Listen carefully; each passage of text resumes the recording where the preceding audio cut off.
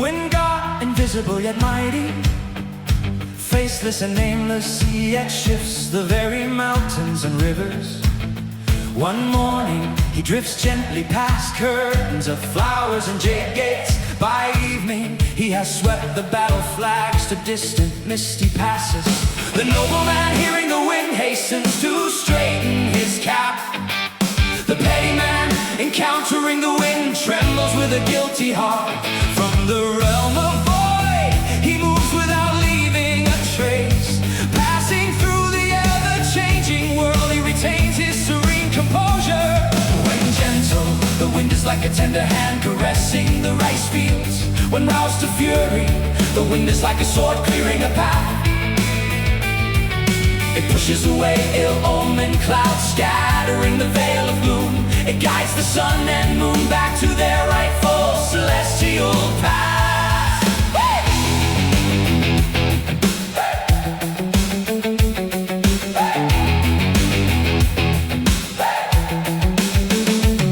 The wind has often visited the thatched roof of a scholar's home, turning the pages of ancient texts, stirring aspirations for the wide world. It has also swept through the military camp on cold drum-beating nights, making the torches flicker, heightening the martial spirit of the battlefield. With a sudden gust, the tide of battle turns. Across 10,000 miles of campaign, footsteps grow firmer on the march. Yet the wind shows no undue partiality to anyone. It brushes against the emperor's robes, then visits the commoner's hut. The farmer, tending his fields, feels its refreshing breath. The rower in his dugout canoe borrows its current to propel his craft. Such impartiality reveals the boundless heart of heaven, leaving no one forgotten beneath the canopy of this mortal realm. There are times when the spring breeze returns to the countryside, swaying the slender willows, making the peach blossoms glow by the riverbank. At the sound of a distant flute, the hearts of the young feel the love for their homeland, surging like potent wine as butterflies flutter past. The poetic spirit awakens. The wandering poet, far from home, recalls his garden in the east. And there are times when the autumn wind moves ever so slowly, passing high towers, listening to the sound of falling leaves. The exile leans against the railing, gazing at the moon. A handkerchief damp with sorrow chills his very lips. It is then one realizes the wind god is a carrier of memories. It breathes the sorrows of the human world into the farthest reaches, until the great winds rise to reign supreme over the seas. Waves rear up against the cliffs, ships snap their masts in two. Those who scorn the way of heaven are struck with terror. Those who know how to yield to the times hold fast to their oars.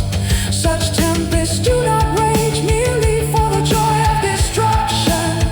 They serve only to teach humanity the impermanence of the world's currents. Amidst times of order and chaos, the wind acts as both ear and eye. Hearing the cries of the wronged, it stirs and gathers into a storm. It sweeps through the palace gates, making the jade curtains tremble. It gusts into the golden hall, sending shivers down the spines of treacherous officials. A wicked word, though locked away behind heavy bolts, when met by the rising wind, is exposed for all the people to see. There are heroes who harness the wind to forge their resolve, hoisting their sails high. They vow to break free from their bonds. They yearn not to linger forever in the stagnant pond of twilight. They seek to cross 1,000 leagues to fulfill their grand ambitions.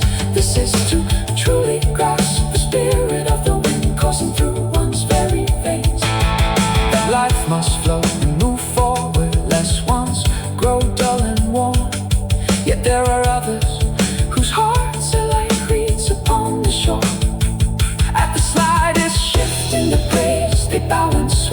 either side. Before the wind has even gathered strength, the spirits have already crumbled. Tales of righteousness and virtue sound to them like mere whispers from behind a curtain. Alas, to walk this earth without a backbone, what is one but a leaf tossed about wherever the wind may carry? At the journey's end, looking back along the vast misty skies, one hears the wind passing by, having witnessed the rise and fall of countless dynasties. The glories of the past have time and again scattered like dust. Only true integrity and virtue remain fragrant amidst the storms. Blessed is the one who keeps their heart steadfast as a boulder. Let winds blow from 1,000 directions, yet shall never be swayed from the path. A message to the wanderer resting at the wayside.